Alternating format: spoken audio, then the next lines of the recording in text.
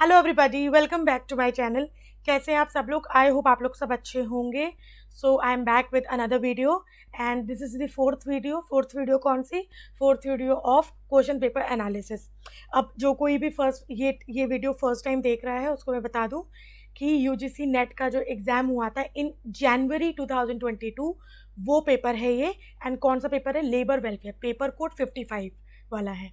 उससे पहले जो एग्ज़ाम्स हुए थे वो वाले पेपर का एनालिसिस हम बाद में करेंगे after this particular analysis is over. And इस पर्टिकुलर एनालिसिस में हमने 2 पार्ट्स करे हैं। पहली सीरीज में जिसमें ये सारी वीडियोस आई हुई हैं टिल वीडियो फोर्थ जो आज की है, उसमें हम केवल क्वेश्चन पेपर डिस्कस कर रहे हैं। So from video first till video third मैंने 75 क्वेश्चंस कंप्लीट कर दिए हैं। मैंने केवल क्वेश्चंस कौन से आए हैं उसके आंसर्स क्या क्या हैं वही डिस्कस करा है।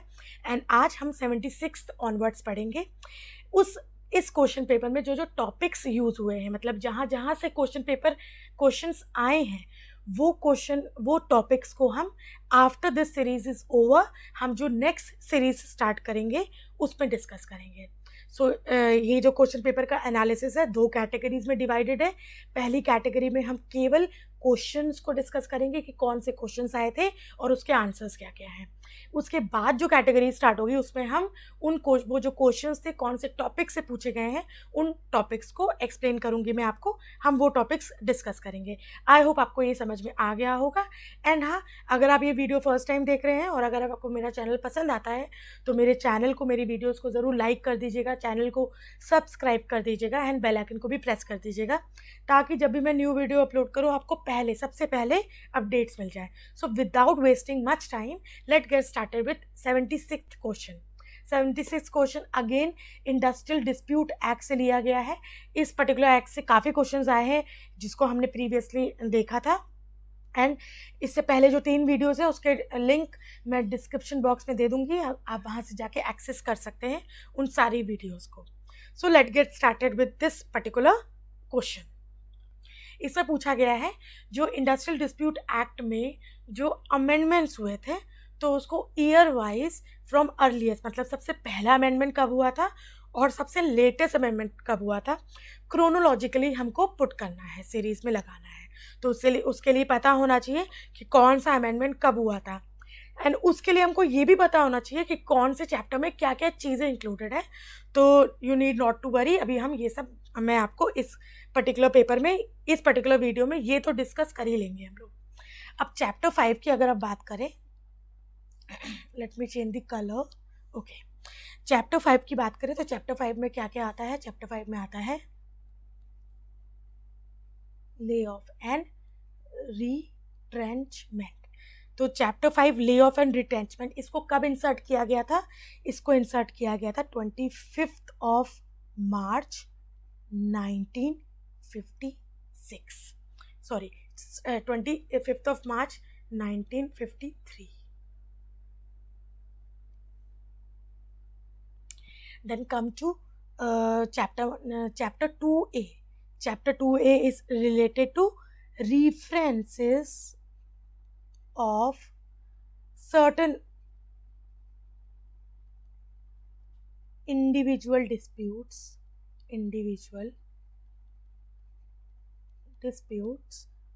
to grievance settlement authorities. तो reference to certain individual disputes to grievance settlement authority, और ये वाला चैप्टर कब इंक्लूड किया गया था या इंसर्ट किया गया था? इसका अमेंडमेंट कौन सा अमेंडमेंट है? ये अमेंडमेंट है 10th of March 1957। Coming to chapter 5b, तो अगर हम थोड़ा सा स्मार्टली देखें तो इतना तो हमको पता ही होगा कि पहले ए आया होगा फिर बी आया होगा। तो अगर हमको ईयर नहीं पता, हमको ये नहीं पता कि कौन से चैप्टर में क्या क्या चीज़ें इंक्लूडेड है, बट हमको अगर थोड़ा सा स्मार्टली अगर हम प्ले करें या मार्क करें आंसर्स को, तो सेकंड ए के बाद सेकंड बी आना चाहिए, 5A के बाद 5B आना चाहिए, एंड उसके बाद ऑब्वियसली 5C आना चाहिए, तो इतना तो पता होना चाहिए। तो पहले हम लोग ये भी देख सकते हैं कि कौन से जो ऑप्शंस जो दिए हुए हैं उसमें ये सीक्वेंस फॉलो हो रहा है कि नहीं हो रहा है, ए के बाद बी, बी के बाद सी, ऐसे वाला सीक्वेंस। तो अभी हम उसको देखेंगे, पहले हम ये देख लेते हैं कि 5B में क्या क्या चीज़ें हैं। 5B में है special provisions related to layoff and retrenchment and closure, और ये आया था 5 March 1976। Coming to chapter 2B। Chapter 2B कब आया था? चैप्टर 2 में है क्या? पहले चैप्टर 2B में है notice, okay wait there is some mistake, एक सेकेंड, मैंने थोड़ा सा आगे पीछे कर दिया, आई एम सो सॉरी।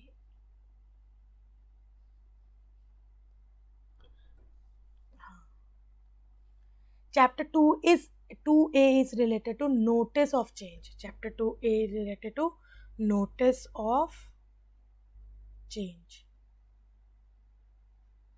जो कि आया था 10th ऑफ मार्च 1957 में। एंड इससे पहले जो हमने लिखा था चैप्टर 2A में नहीं, वो चैप्टर 2B में आना चाहिए, which is special reference of certain individual, reference of certain individual dispute, मैं शॉर्ट लिख रही हूँ,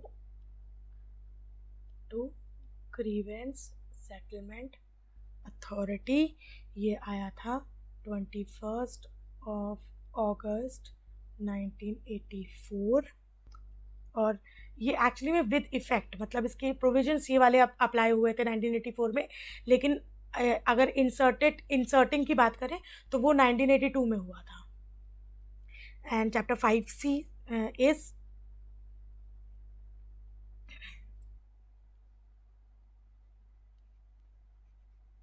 अनफेयर लेबर प्रैक्टिस, एंड ये भी आया था 21 अगस्त 1984, इंसर्टेड 1982 में इंसर्ट हुआ था, 1984 में विद इफेक्टिव हुआ था इसके प्रोविजंस।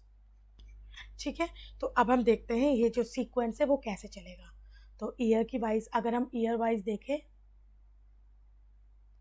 एक second,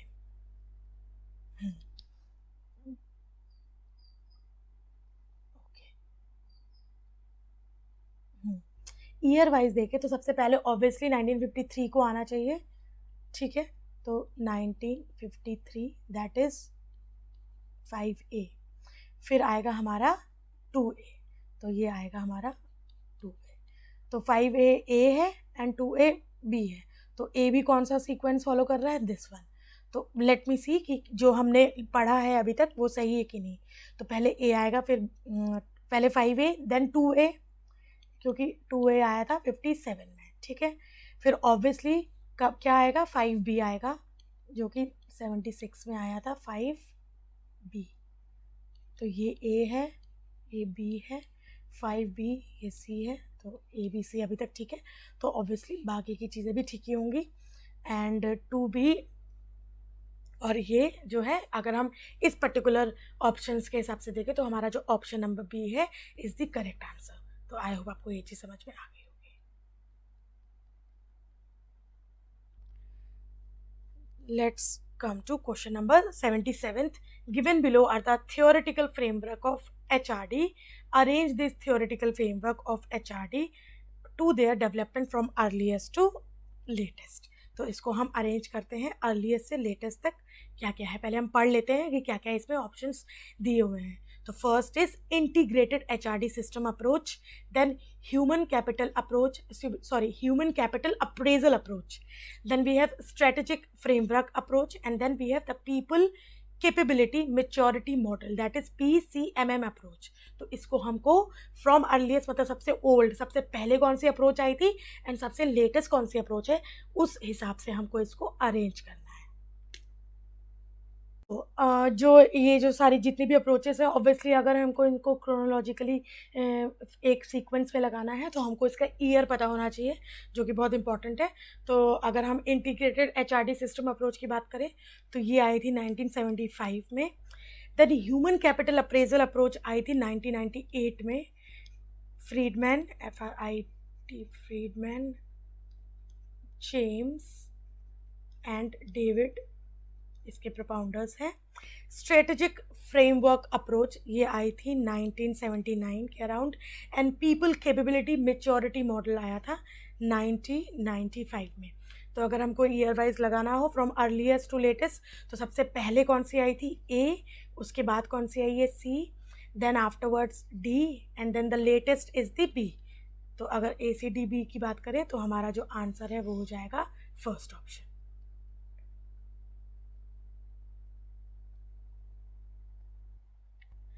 Sigmund Freud has discussed four phases of psychosexual development stages. Arrange the stages according to development from beginning to end.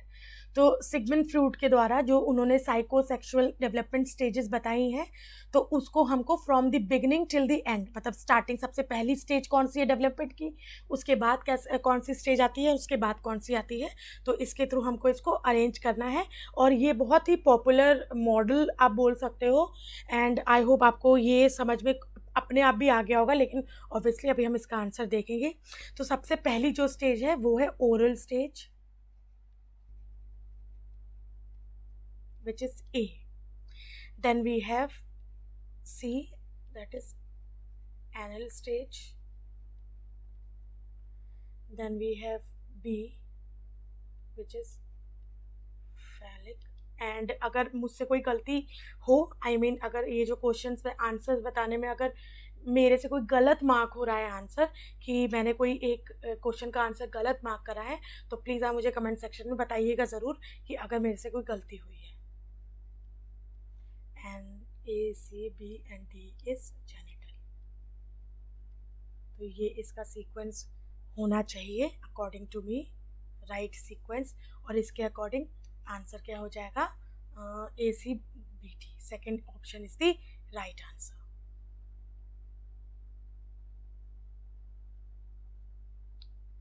Moving on to question number 79। Arrange the 5 levels of training evaluation from the first to the last as given by Phillips।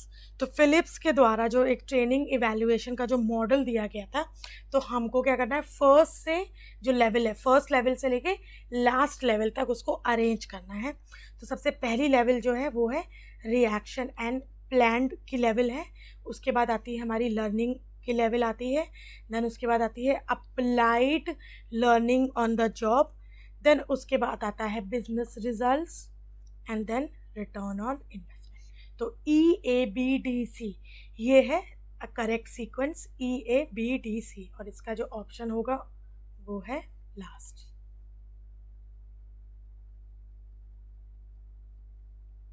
Sequentially arrange the following according to their emergence from the earliest to the latest as given by Bolvigin and Kumpe।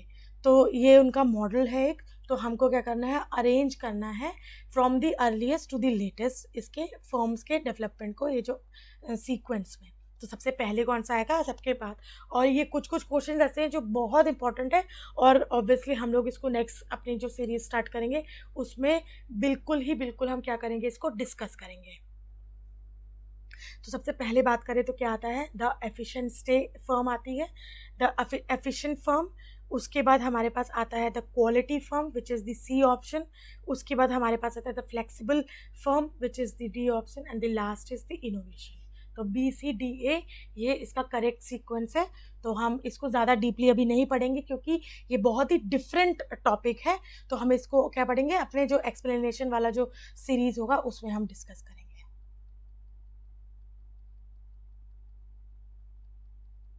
So moving on to question number 81st.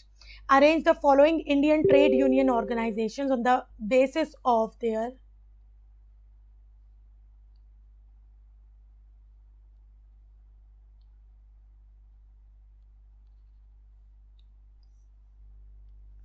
So moving on to question number 81st. Arrange the following Indian trade union organizations on the basis of their founding year from earliest to latest. अब इसमें कुछ organizations हैं, कुछ trade unions है, उसको year wise हमको क्या करना है, अरेंज करना है. एंड आई थिंक ये बहुत इजी क्वेश्चन है, तो आई वुड लाइक कि आप इसको आंसर करो.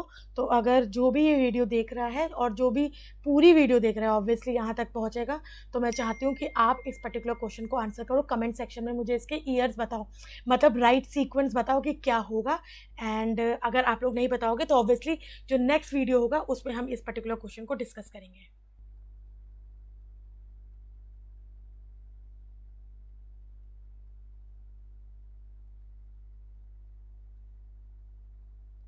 So 82nd question.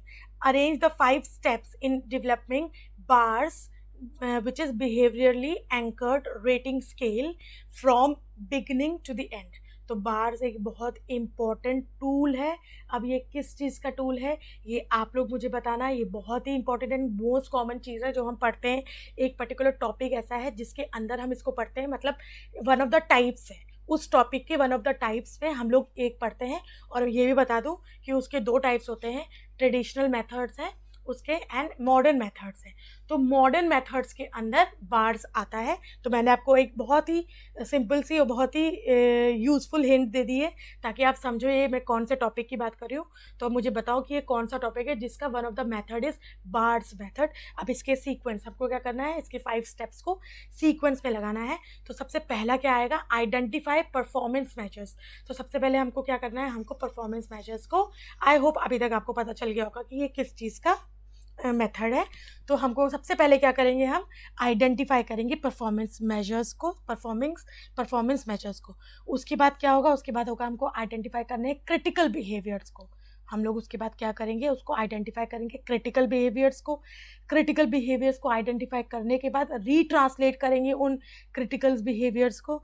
रीट्रांसलेट करने के बाद हम क्या करेंगे, स्केल क्रिटिकल बिहेवियर, मतलब कि पॉइंट्स देंगे. बेसिकली उनको स्केल में हम लोग रखेंगे कि कौन सा क्रिटिकल बिहेवियर को कितने पॉइंट्स देने चाहिए और कौन से क्रिटिकल बिहेवियर को कितने पॉइंट्स देने कि कम या ज़्यादा एज पर दी बिहेवियर. मतलब उस बिहेवियर की उस वो जो बिहेवियर है वो कितना क्रिटिकल है, कितना इम्पॉर्टेंट है, कितना क्रूशियल है, उस पर डिपेंड करेगा कि उसको कितना स्केल या पॉइंट देना चाहिए. एंड जो लास्ट है वो क्या है, then developing that particular tool और बार. तो आई होप अभी तक आपको ये समझ में आ गया होगा जो बार्स है तो वो कौन से मतलब कौन सा ऐसा टॉपिक है जिसका वन ऑफ द मेथड है इस बार. एंड सेकंड क्वेश्चन जो आपको मुझे आंसर करना है वो है ये किसने डेवलप करा था.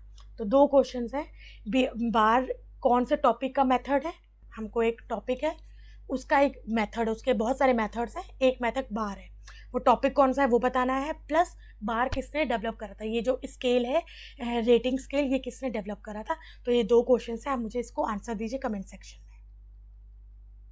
सो इसका आंसर क्या हो जाएगा, इसका आंसर मार्क कर देती हूँ, CEDAB.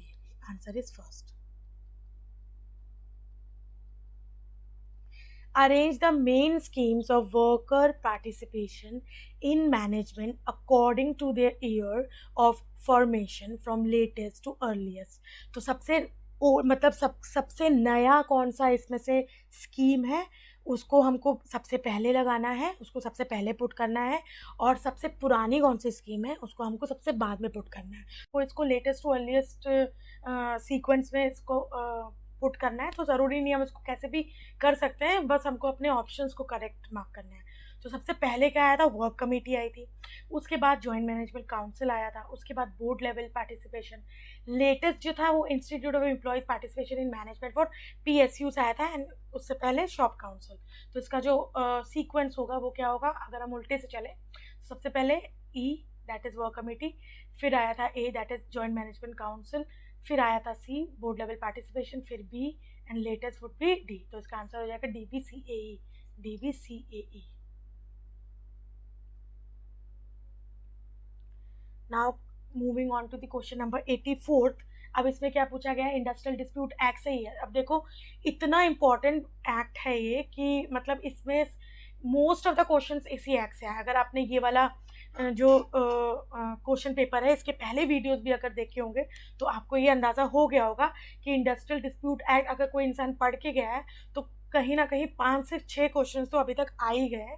कभी इसके जो अमेंडमेंट्स हुए हैं उसको हमने सीक्वेंस में लगाया। अभी देखो इसमें जो स्केड्यूल्स दी हुई हैं उसको सीक्वेंस में पुट करने के लिए आ गया है, सेपरेटली इससे क्वेश्चंस आए हैं। तो this is the very important act. अब इसको आप और अच्छे से पढ़ लीजिएगा आने वाले एग्जाम्स के लिए भी। एंड डिस्क्रिप्शन बॉक्स में मैं मेरे वीडियो का लिंक दे दूंगी। आई एम नॉट सेइंग कि आप मेरे ही वीडियो से देखिए, आप कहीं से भी देख सकते हैं। लेकिन ये है कि मैंने क्योंकि इस पे वीडियो बनाया है और आप चाहते हैं तो मैं इसका जो लिंक है वो डिस्क्रिप्शन बॉक्स में दे दूंगी, आप वहाँ से भी देख सकते हैं। तो अभी इसमें हमको क्या करना है, इसमें हमको जो इसकी स्केड्यूल्स दी हुई हैं वो सीक्वेंस में लगाना है कि कौन सी स्केड्यूल में कौन सी चीज़ है। ठीक है, arrange sequence from first to latest last. तो इस पर कितनी स्केड्यूल्स है टोटल, पहले तो ये पता होना चाहिए।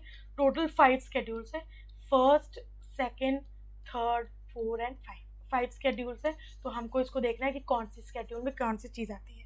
तो अगर हम बात करें अनफेयर लेबर प्रैक्टिसेस की, तो अनफेयर लेबर प्रैक्टिसेस स्केड्यूल 5 में दी गई है।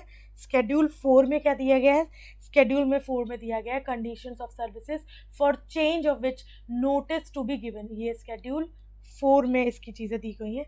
थर्ड स्केड्यूल में इंडस्ट्रियल ट्रिब्यूनल से रिलेटेड चीज़ें हैं। तो इंडस्ट्रियल ट्रिब्यूनल थर्ड स्केड्यूल में है। सेकेंड स्केड्यूल में लेबर कोड से रिलेटेड है। फर्स्ट स्केड्यूल में है हमारा पब्लिक यूटिलिटी सर्विस। तो इसकी जो सीक्वेंस है फ्रॉम फर्स्ट टू लास्ट हमको लगाना है। तो फर्स्ट टू लास्ट क्या हो जाएगा, सी फर्स्ट है, देन डी इसका सेकंड हो जाएगा, देन थर्ड इज ए, जो थर्ड है वो ए हो जाएगा, एंड फोर्थ स्केड्यूल ई है हमारा, एंड जो फिफ्थ स्केड्यूल है वो बी है।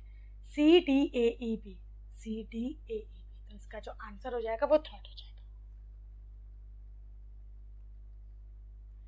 The following are some of the committees and commissions set up in India to study the problems of labor and to suggest measures. Arrange them in sequence from earliest to latest as per their setup. मतलब कि कौन से year में कौन सी committee आई थी, हमको सबसे पुरानी कमेटी को सबसे पहले करना है, सबसे लेटेस्ट कमेटी को सबसे बाद में रखना है। तो हमको ईयर वाइज इसको अप्लाई पुट करना है।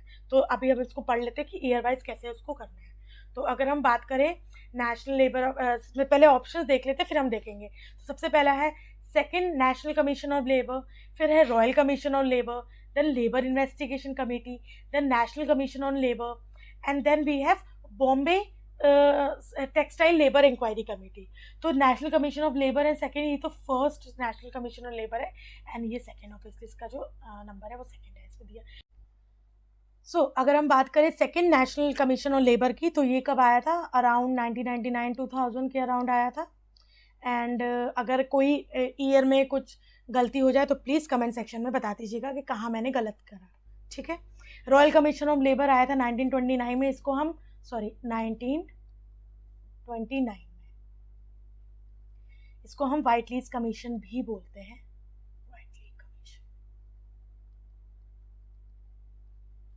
देन लेबर इन्वेस्टिगेशन कमेटी, ये आया था अराउंड 44-45 में, विच इज़ 1944-45 में। इसको हम रेगे कमेटी भी बोलते हैं। मतलब उनके जो चेयरमैन है उनके नाम से ही हम कभी कभी इसको बोलते हैं कि व्हाइटलेस जो थे, मिस्टर व्हाइटले वो चेयरमैन थे एंड मिस्टर रेगे वो चेयरमैन थे, right. Then we have national commission on labour, that is first national commission on labour, ये आया था 1969। Then we have Bombay textile labour inquiry committee, ये आया थी अराउंड 1937-38, और इसको हम बोलते हैं दौलत राम कमेटी भी बोलते हैं।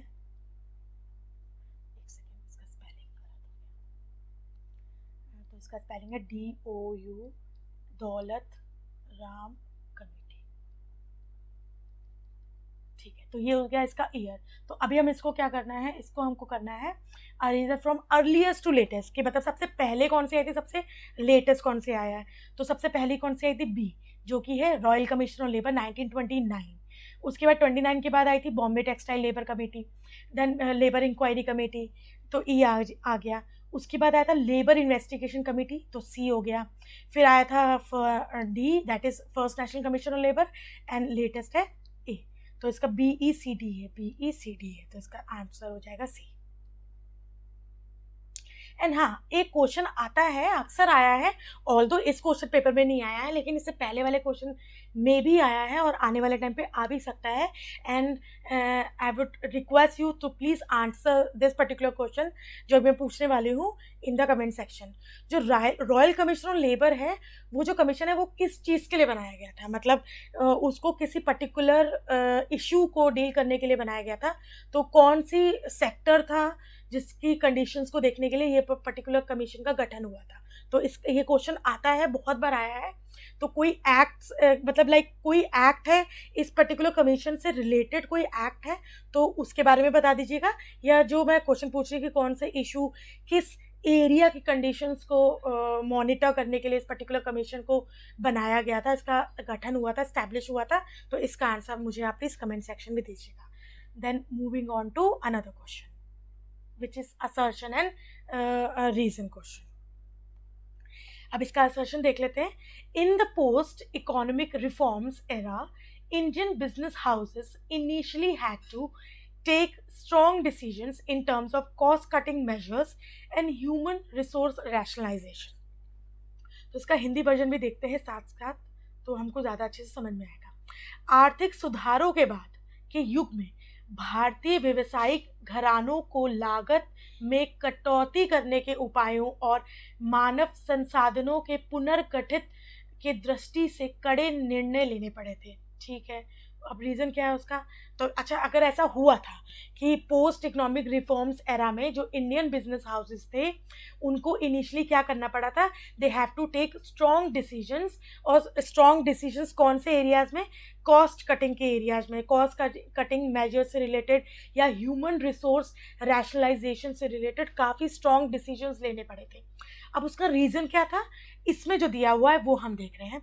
उसका रीज़न ये था कि economic reforms open up markets and allowed foreign direct investment causing the domestic industry to compete on uneven level.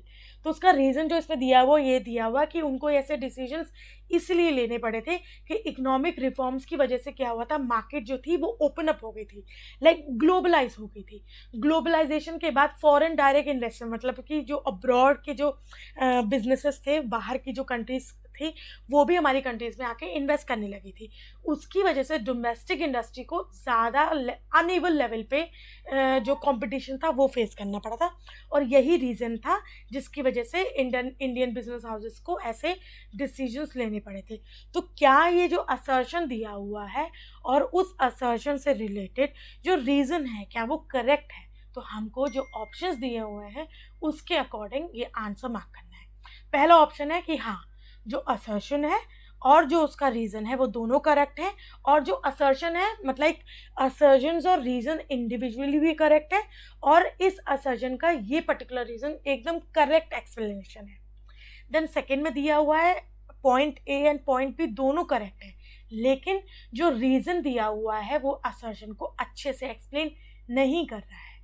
Third option में दिया हुआ है जो ए पॉइंट है, जैसे दैट इज असर्शन पॉइंट, वो करेक्ट है, लेकिन जो उसका रीज़न दिया हुआ वो इनकरेक्ट है. और ना असर्शन करेक्ट है ना reason correct, sorry, assertion incorrect है लेकिन उसका रीज़न करेक्ट है. तो हमको आंसर मार्क करना है. तो इसका आंसर हो जाएगा दोनों चीज़ें. जो असर्शन दिया हुआ है कि ऐसा हुआ था कि इकोनॉमिक रिफॉर्म्स जब हुए थे उसकी वजह से इंडियन बिजनेस हाउसेस को initially in the initial period of economic reforms काफ़ी स्ट्रॉन्ग डिसीजंस लेने पड़े थे in terms of cost cutting and also human resource rationalisation. मतलब कि जो उनके एम्प्लॉयज़ थे उनको शायद रिट्रेंच करना पड़ा हो, हटाना पड़ा हो, तो उससे उस ह्यूमन रिसोर्स से रिलेटेड रैशनलाइजेशन और कॉस्ट से रिलेटेड कटिंग में डिसीजंस लेने पड़े थे. और उसका जो रीज़न है वो ये दिया गया है क्योंकि इकोनॉमिक रिफॉर्म्स के चलते ग्लोबलाइजेशन हुआ था. ग्लोबलाइजेशन का मतलब यहाँ पर मार्केट जो थी वो खुल गई थी, तो उसकी वजह से जो फॉरेन इन्वेस्टमेंट्स थे वो भी अब आने लगे थे. फॉरेन बिजनेस पीपल भी अब इंडिया में, हमारी कंट्री में इन्वेस्ट करने लगे थे, जिसकी वजह से डोमेस्टिक इंडस्ट्रीज़ को अनइवन लेवल पे काफ़ी ज़्यादा कंपटीशन फेस करना पड़ा था. तो ये दोनों ही एकदम करेक्ट आंसर्स हैं.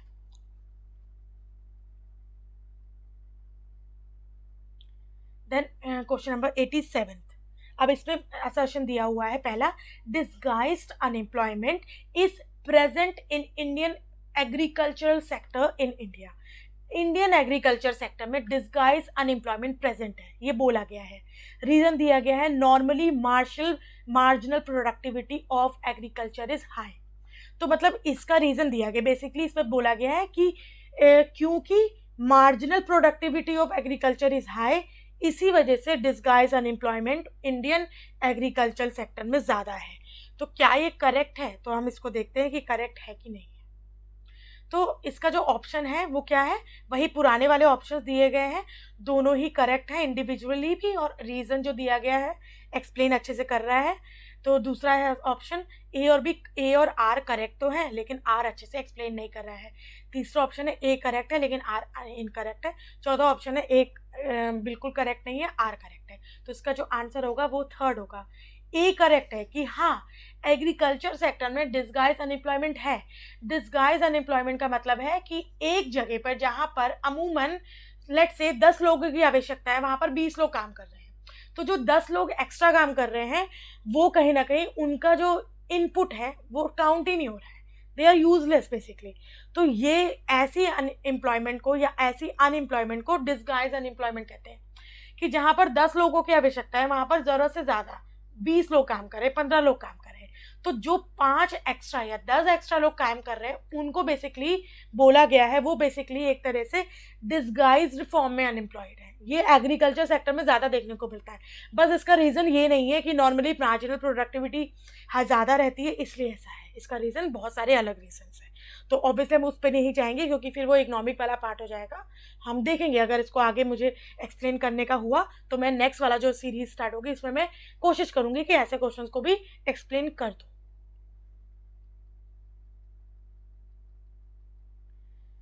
Given below are 2 statement, same on assertion and reason वाला स्टेटमेंट है, इसको हम देख लेते हैं।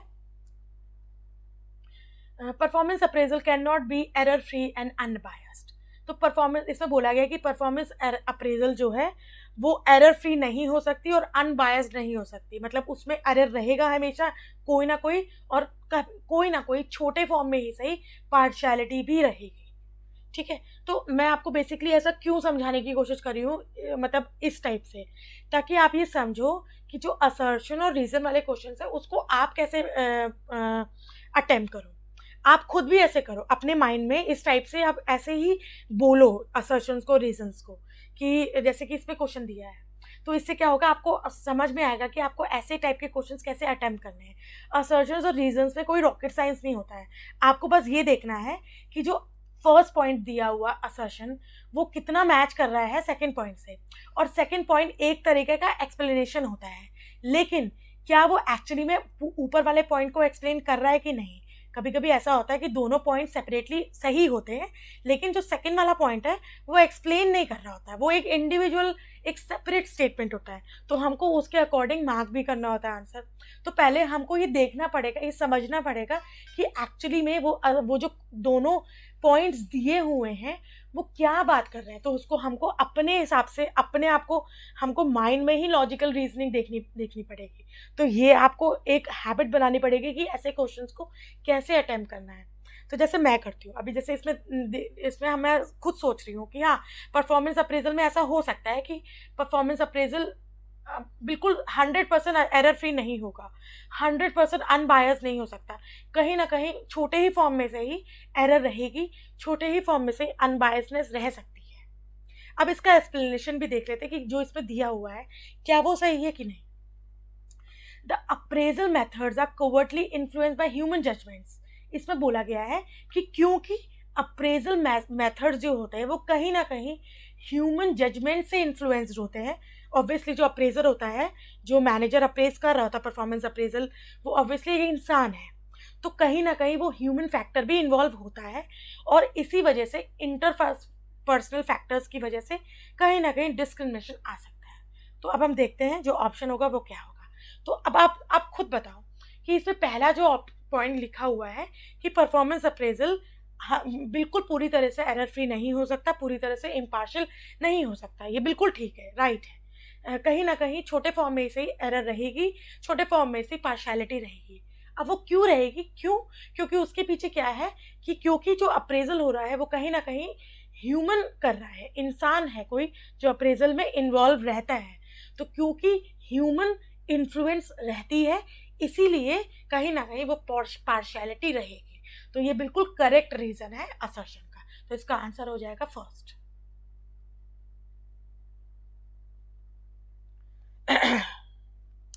Then we have second 89th question, which is again a assertion and reason question. The first one is, occupational diseases are those arising out of or in the course of employment. Occupational diseases क्या होती हैं? जो arise कर रही employment में in the course of. बिल्कुल सही है। अगर आपने वर्कमैन कॉम्पनसेशन एक्ट पढ़ा है तो आपको पता होना चाहिए। ऑल्दो मैंने अपने यूट्यूब चैनल में अभी तक ये वाला एक्ट कवर नहीं करा है, लेकिन जो लेबर कोड्स है उसमें ये सारे आई एम सॉरी, उसमें ये सारे टर्म्स को कहीं ना कहीं हमने डिस्कस करा हुआ है। तो ये बिल्कुल करेक्ट काम है। अब इसका रीजन पढ़ लेते हैं। It is the health problem caused by exposure of work place hazards. It is caused by substance or conditions that the worker was brought into contact with at the workplace. अब occupational इस पहले लिखा हुआ है कि occupational diseases वो हैं जो अराइज करती हैं out of and in the course of employment. ये बिल्कुल ठीक है।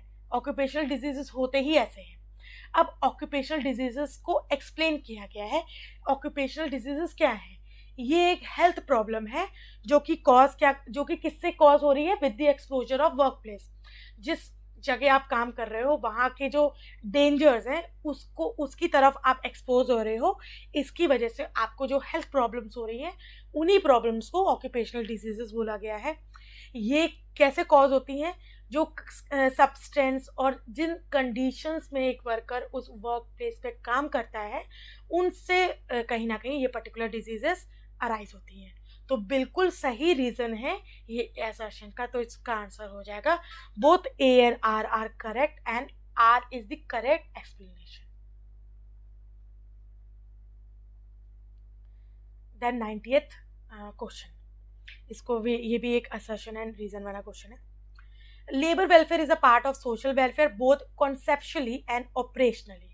कि लेबर वेलफेयर क्या है? लेबर वेलफेयर एक सोशल वेलफेयर का पार्ट है, कॉन्सेप्चुअली भी, कॉन्सेप्ट वाइज भी, एंड जब इम्प्लीमेंट करने की बारी होती तो भी कहीं ना कहीं सोसाइटी क्योंकि वेलफेयर में आ रही है। लेबर क्या है?